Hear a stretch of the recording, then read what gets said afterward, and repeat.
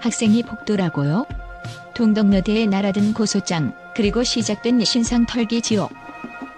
지난해 11월 동덕여대 본관 점거 농성 현장은 차갑고 어두웠다. 소멸할지언정 개방하지 않는다는 구호 아래 학생들은 담요 하나에 의지해 몸을 웅크렸다. 그러나 그들이 맞닥뜨린 것은 폭도라는 낙인과 학교 측의 고소장이었다. 평화적 농성을 벌였던 40여 명의 여대생에게 업무방해 혐의가 적용된 고소장 한 통이 날아들었다. 이후 시작된 것은 언론과 유튜브를 타고 번지는 신상 털기의 지옥이었다. 단지 목화가 그려진 피켓일 뿐이었는데 2월 9일 안국역 앞 집회 현장. 촛불에 비친 학생들의 얼굴은 흔들렸고 손에 든 플래카드엔 동덕여대 교화인 목화가 선명했다. 그러나 포털사이트 댓글창은 이미 동덕 폭도로 도배됐다. 학생이 어떻게 감히 학교를 긴급 점거하냐는 비난과 더 심하게 응징해야 한다는 협박까지.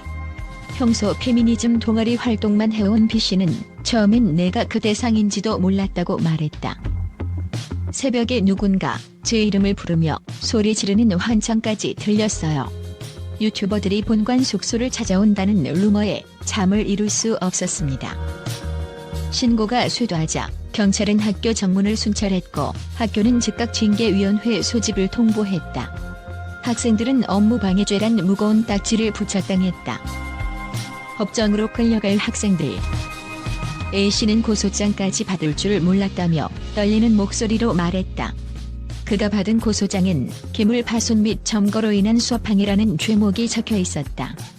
하지만 현장에는 부러진 문고리 하나 없었고 쓰여진 것은 사다리와 라면 포장지 그리고 학생들의 절박함이 전부였다.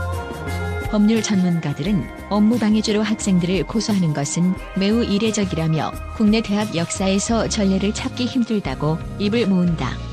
실제로 1980에서 90년대 대규모 학생 시위 때도 대학 측이 학생을 상대로 형사고소를 한 사례는 드물었다.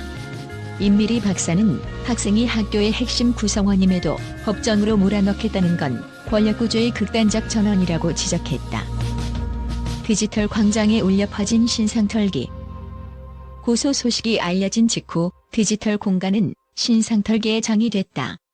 학생들의 SNS 프로필, 가족관계, 출신 지역, 심지어 과거 알고 지낸 사람들까지 샅샅이 뒤져졌다. 일부 유튜버는 폭도 여대생 실명 공개라는 제목의 영상을 올렸고 화면엔 고개를 숙인 학생 사진이 장시간 고정됐다. B씨는 내 얼굴이 담긴 이미지를 본 수만 건의 댓글에선 저주와 성희롱이 난무했다고 말했다. 지인에게서도 내가 왜 그랬냐는 전화가 계속 왔어요. 매일 아침 눈을 뜨면 누군가 나를 까발리고 있을 것 같은 공포에 시달렸습니다. 침묵하는 학교, 고립된 투쟁. 학교 측은 법적 절차를 따를 뿐이라는 한 문장으로 대응을 일축했다. 학생들이 요청한 신변 보호나 중재는 단 한 차례도 이루어지지 않았다. 오히려 징계 대상자 명단만 늘어갔다며 A씨는 분통을 터뜨렸다. 동덕여대 학생회는 고소 최하와 총장 직선제 도입 등을 요구했지만 학교 정문 앞에서 열린 집회마다 캠퍼스 경비병력만 늘어갔다. 이 과정에서 여론은 더욱 분열됐다. 일부 보수 언론은 여대의 특권이 깨지고 있다며 학생들을 비난했고 진보 진영 일각에선 여성 안전을 위한 정당한 행동이라며 학생들을 지지했다. 그러나 가장 큰 충격은 신상털기라는 디지털 폭력이었다. 신상털기의 기억, 그리고 연대로 맞선 봄. 그럼에도 불구하고 학생들은 외롭지 않았다. 12월 3일 비상계엄을 거치며 촛불 광장에 나선 이들과의 연대가 시작됐다. 전국장애인 차별철폐연대, 금속노조 하청지회, 청년단체까지 민주동덕의 봄은 오는가 집회에 모여 피켓을 들었다. A씨는 처음 보는 사람들이지만 함께 외칠 수 있다는 사실만으로 큰 힘이 됐다고 기억했다.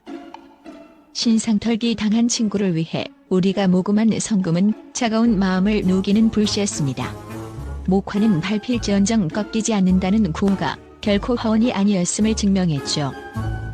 끝나지 않은 싸움, 다가오는 봄.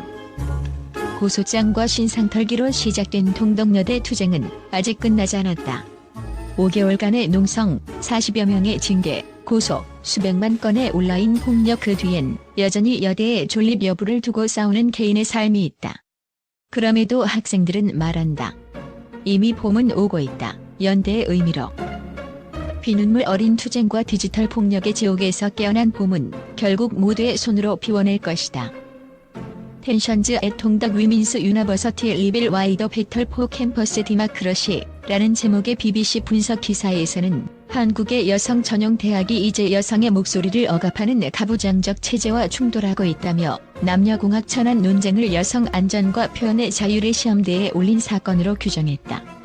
BBC는 캠퍼스 내부 고발 영상과 학생들의 생생한 토론 장면을 인용해 이 작은 대학에서 벌어진 일이 곧 한국 사회 전반의 민주주의 지표가 될 것이라고 강조했다.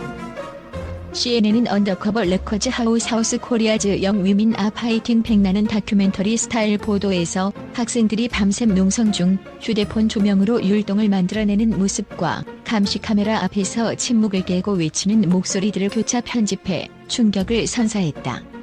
CNN 해설자는 이들의 투쟁은 단순한 구조 개선 요구가 아니라 사회적 약자들이 연대했을 때 얼마나 강력한 파장을 불러일으키는지를 보여준다고 진단했다.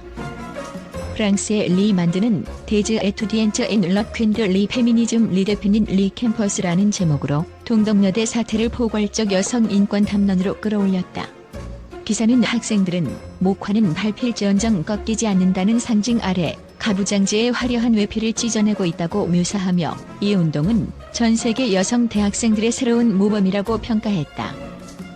중동 위성 뉴스 채널 RJ지로도 사우스 코리아즈 위민스 칼리지즈 앳 A 크로스로즈라며 비중 있게 다뤘다.